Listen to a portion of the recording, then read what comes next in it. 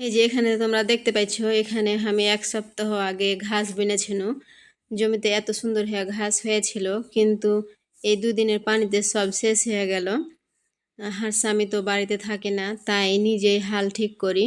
আর যার স্বামী বাড়িতে থাকে না সেই জানে স্বামী না থাকলে কত কষ্ট করতে হয়। তবে হাঁকে একটু বেশি কাজ করতে হয়, কারণ সংসারের পাশাপাশি হাঁকে মেশিনের কাজ করতে হয়। আর আমার স্বপ্ন পূরণের একমাত্র অবলম্বন আর মেশিন। এখানে ঘাস বোনার লাগে সব থেকে বেশি সাহায্য করেছে রাকিব ভাই।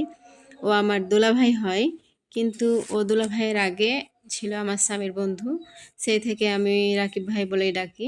এই যে রাকিব ভাইকে ডেকেছি, ওই হাল আলার সাথে কাজ করছে।